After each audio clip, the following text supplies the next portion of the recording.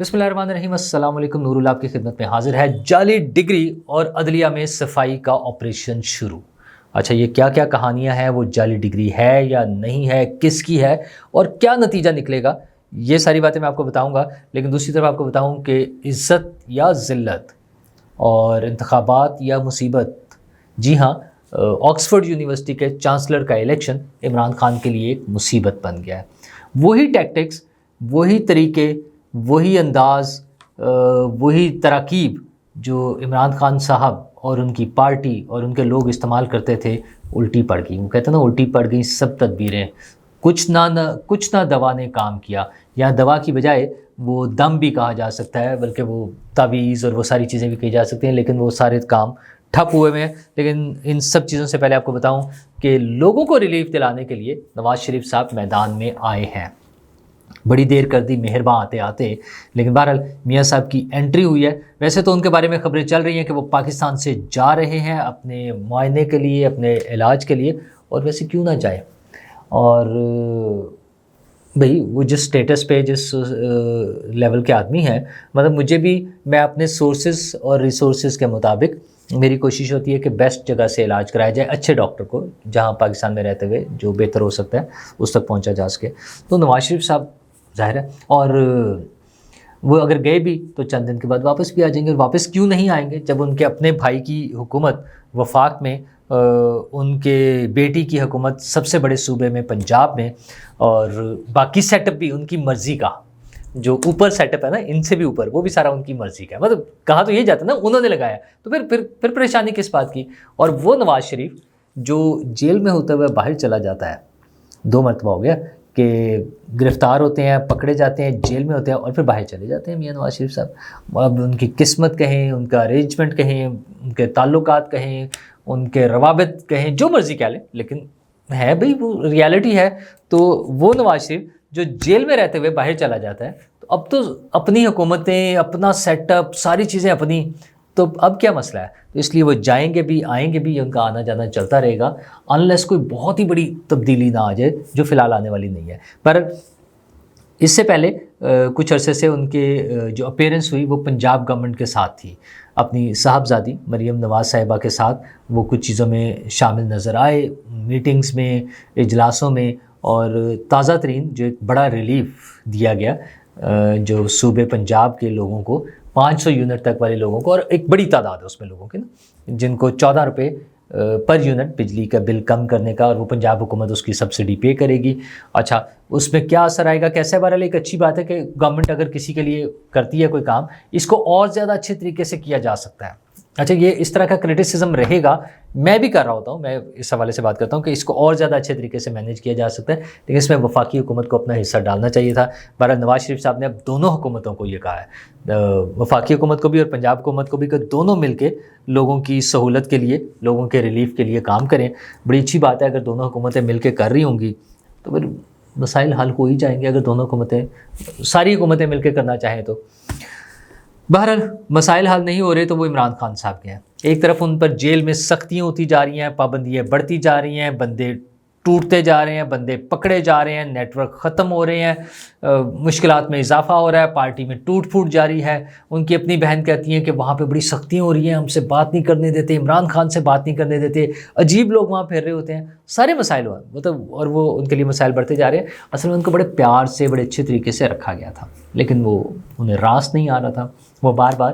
غیر ملکی اخبارات کو، جرائد کو جو انٹرویو دیتے تھے، اس میں بتاتے تھے کہ مجھے تو جیل کی جو ہے وہ ڈیتھ سیل میں رکھا ہوا ہے،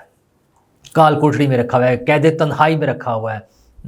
جبکہ صورتحال یہ تھی کہ درجنوں کے حساب سے روزانہ ان کی ملاقاتیں ہوتی تھیں۔ وہ تو خیر ہیئرنگ پر ہی 15-20 تو ان کے وہ وکیل ہیں جو وہاں پہنچے ہوتے ہیں، اور دیگر لوگ بھی ہیں، فیملی کے افراد بھی ہیں، روزانہ ان کی ملاقاتیں ہو رہی تھیں۔ ان کے اپنے لوگ جب مل کر آئے تو انہوں نے آ کر اپنی ویڈیوز ریلیز کی کہ عمران خان صاحب بڑے مزے سے رہ رہے ہیں، وہ تو اخبارات پڑھتے ہیں، کتابیں پڑھتے ہیں، ایکسرسائز کرتے ہیں، کھانا کھاتے ہیں، انجوائے کرتے ہیں، واک کرتے ہیں، مشقتی بھی ملے ہوئے ہیں، تو عیاشی کر رہے تھے خان صاحب۔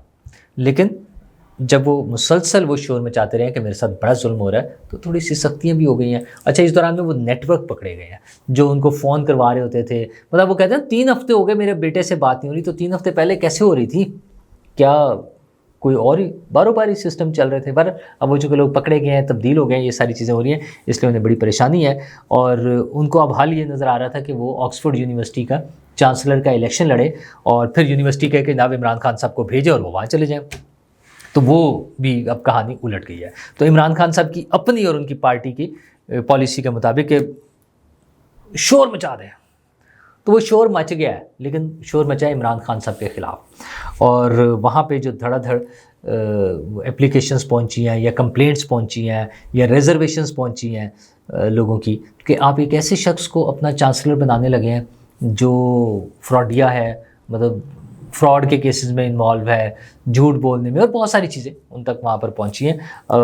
اور چیزوں کے ساتھ ساتھ حد تو یہ ہے کہ اب گارجین نے بھی ایک مضمون لکھ مارا ہے، کیتھرائن کا وہ مضمون ہے جس میں اس میں انہوں نے لکھا ہے کہ عمران خان، بلکہ انہوں نے تو اس کو اینڈریو ٹیٹ کے ساتھ وہ کر دیا کہ وہ اس قسم کی پرسنالٹی ہے۔ اچھا ویسے اینڈریو بھی بیچارہ کیا بیچتا ہوگا، خان صاحب تو بہت بڑی پھر اوپر نکل جاتے ہیں نا، یہ پرسنالٹی ان کی پرسنالٹی کا کوئی مقابلہ نہیں ہو سکتا۔ بہرحال اس میں ان کو طالبان کا بھی دوست ڈکلیئر کیا ہے، اور وہ ود ریفرنس کہ وہ طالبان جو اپنے ملک میں یا اپنے علاقے میں جہاں پر ان کی حکومت ہو یا جب ان کا وہاں پر اثر و رسوخ ہو تو لڑکیوں کی تعلیم کے خلاف ہوتے ہیں، تو وہاں پر ان کو وہ طالبان کے بھی دوست ہیں، پھر اسامہ بن لادن کو بھی شہید ڈکلیئر کرتے ہیں، اور بھی بہت ساری چیزیں ان کی جس قسم کی ہیں نا، مورل کیریکٹر، اور پھر سزائیں جو پہلے ہو چکی ہیں، مزید کیسز ہیں۔ اور اکتوبر میں جب اس کی نامینیشن فائنل ہوگی کہ کون کون لوگ ہیں، تو شاید اس وقت تک کچھ اور کیسز میں بھی سزائیں سنائی جا چکی ہوں۔ مثلا 190 ملین پاؤنڈ والا کیس جو ہے وہ کافی حد تک اپنے آخری مراحل میں ہے، اور اس کی اہمیت یہ ہے کہ برطانیہ میں ہی NCA نیشنل کرائم ایجنسی جو برطانیہ کی ہے، انہوں نے وہ پیسے پکڑ کے دیے تھے جو خان صاحب نے 2 نمبری طریقے سے وہ گھما کے حکومت پاکستان میں کے خزانے میں جمع کرانے کے بجائے اس مجرم کے جس کے وہ پیسے پکڑے گئے تھے، بلیک منی جس کی پکڑ کے پاکستان کو واپس کی تھی، اسی کے اکاؤنٹ میں جمع کرا دی۔ تو بہرحال خان صاحب ہیں، اب انہیں کیا کہا جا سکتا ہے۔ خان صاحب تو ان مسائل کا شکار رہیں گے ہی، اور اکتوبر کے پہلے ہفتے میں جب یہ نامینیشن ہونی ہے تب جا کے پتہ چلے گا کہ کیا خان صاحب الیکشن میں ہیں بھی یا نہیں۔ اگر وہ الیکشن میں آ بھی جاتے ہیں تب بھی مقابلہ سخت ہوگا۔ 2 سابق برطانوی وزرائے اعظم بھی اس الیکشن میں حصہ لے رہے ہیں مبینہ طور پہ ابھی تک کی اطلاعات کے مطابق، تو دیکھیں گے کہ مقابلہ کیسے ہوتا ہے۔ تو پھر کوئی عزت ملتی ہے، ذلت ملتی ہے، رسوائی ہوتی ہے، یا الیکشن ہوتا ہے، یا ہار ہوتی ہے یا جیت ہوتی ہے، یہ اگلے مراحل ہیں۔ لیکن اسی قسم کے معاملات کہیں اور بھی چل رہے ہیں، اور وہ ہیں عدلیہ میں، اور وہ ایک جعلی ڈگری کی بازگشت سنائی دیتی ہے۔ جسٹس طارق محمود جہانگیری کے حوالے سے یہ الزام لگا ان پر، اس پر باتیں ہوتی رہی ہیں، اسلام آباد ہائی کورٹ کے معزز جج ہیں وہ، لیکن اب اس پہ کچھ رپورٹس بھی آنا شروع ہو گئی ہیں۔ ایگزیکٹ اور بڑی کلیئر تو نہیں ہے، لیکن معاملہ مشکوک ضرور ہے۔ معاملہ مشکوک ہے کہ وہ رول نمبر کسی اور کو بھی الاٹ ہوا ہوا ہے، انرولمنٹ نمبر کسی اور کے پاس بھی ہے، مختلف چیزیں ہیں اس میں۔ اگرچہ ایک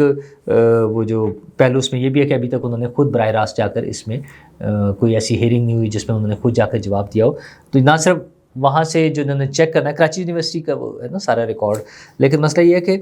ایک بڑی عجیب سی صورتحال ہے کہ اسلام آباد ہائی کورٹ کی طرف سے ایک وہ ڈیسیژن تھا کہ وہ کوئی بھی اگر جج کے حوالے سے کوئی معاملہ ہوگا تو ادارہ جاتی جواب دیا جائے گا ادارے کی طرف سے، یعنی اسلام آباد ہائی کورٹ کی طرف سے، اور 2 معاملات میں ہیں بھی، جسٹس گل حسن صاحب کے حوالے سے اور جسٹس بابر ستار کے حوالے سے جب باتیں ہوئیں تو ادارے کی طرف سے یعنی اسلام آباد ہائی کورٹ کی طرف سے اس کی وضاحت آئی یا اس پر ایکشن ہوا۔ لیکن جسٹس طارق محمود جہانگیری کی جعلی ڈگری پر اتنا زیادہ شور مچنے کے باوجود اسلام آباد ہائی کورٹ کی طرف سے مکمل خاموشی ہے، کوئی بات نہیں ہو رہی۔ جسٹس طارق محمود جہانگیری نے خود بھی ابھی تک شاید اس حوالے سے کوئی بیان نہیں دیا۔ یہ معاملہ اگر آگے بڑھا اور کوئی اس قسم کے ڈاکومنٹری پروف سامنے آ گئے تو پھر معاملہ زیادہ دور نکل جائے گا۔ سپریم جوڈیشل کونسل نہ صرف یہاں سے فراغت کا بھی ہو سکتا ہے، اگر یہ ثابت ہو جائے کہ وہ جعلی ڈگری ہے کسی بھی جج کی، تو نہ صرف وہ یہاں سے اس عدالت سے ہائی کورٹ یا سپریم کورٹ جہاں کے بھی وہ جج ہوں ان کی وہاں سے چھٹی ہو سکتی ہے، بلکہ ان پر وہ جو ہے جعل سازی کا مقدمہ بھی بن سکتا ہے، کیونکہ اس سے پہلے ظاہر اسی ڈگری کی بیس پر انہوں نے وکالت بھی کی ہوگی اور دیگر مسائل جو ہیں، لیکن یہ بھی رزلٹ آنا باقی ہے۔ لیکن عدلیہ کے حوالے سے کچھ اور بھی خبر ہے، اور وہ یہ ہے کہ ایک جج ہیں آصف اعجاز صاحب، اسناد دہشت گردی کے عدالت کے جج جو تھے، 9 مئی کے حوالے سے وہ مشہور ہوئے، 9 مئی کے مقدمات کے حوالے سے کہ انہوں نے ضمانتیں بھی لی، کچھ لوگوں کو بری بھی کر دیا۔ پنجاب حکومت نے ان پر اعتراض کیا، ان کے خلاف شکایت کی، کہ وہ مس کنڈکٹ کے مرتکب ہیں اور ایویڈنس کو نظر انداز کر کے لوگوں کو ضمانتیں دی ہیں یا بری کر دیا. تو اس پر اس وقت کے چیف جسٹس جو تھے لاہور ہائی کورٹ کے، انہیں تو کلیئر کر دیا جج صاحب کو، اور پنجاب حکومت کو فائن کر دیا. اچھا ظاہر ہے ہائی کورٹ کے چیف جسٹس کی مرضی، بادشاہ لوگ ہیں جو مرضی کریں. اور لیکن اب یہ ہوا کہ کل 2 ججز کی جو ہے وہ تبدیل کر دیا گیا، انہیں ہٹا دیا گیا ہے. ان میں ایک یہ جج ہیں آصف نواز صاحب اور دوسرے ہیں آصف اعجاز صاحب اور دوسرے تھے محمد عباس صاحب، وہ سرگودا سے تھے آئی تھنک. اور یہ آصف اعجاز صاحب راول پنڈی سے انسداد دہشت گردی کے جج تھے. تو یہ 2 ججز کا تبدیل ہونا، ان کے عہدوں سے، ان کی پوزیشنوں سے ہٹ جانا، یہ بھی بڑا معنی خیز ہے کہ کیا عدلیہ میں کچھ بڑی تبدیلیاں آ رہی ہیں. ظاہر ہے نئی چیف جسٹس آ چکی ہیں تو کیا ماحول بنے گا. اصل مسئلہ یہ ہے کہ ہم نے آگے بڑھنا ہے انصاف کے ساتھ، قانون کے ساتھ، آئین کے ساتھ. جہاں ہم بار بار حکومت سے یہ مطالبہ کرتے ہیں کہ تمام کام قانون اور آئین کے مطابق ہونا چاہیے، وہاں دیگر ادارے جو ہیں وہ بھی صرف اپنی حدود نہیں بلکہ آئین اور قانون کا بھی خیال رکھیں. یہ سب لوگ ٹھیک چلنا شروع ہوں گے تو وہ جو شروع میں نے بات کی تھی نا کہ نواز شریف صاحب ڈیمانڈ کر رہے ہیں، حکومتیں جو ہیں اپنے فریم ورک میں اس میں آئیں اور وہ اپنی ذمہ داری کو سمجھیں اور میرے اور آپ کے لیے، پاکستان کے لیے کام کریں، تاکہ پاکستان، میرا اور آپ کا پاکستان، ایک پرامن اور خوشحال پاکستان بن سکے. شکریہ.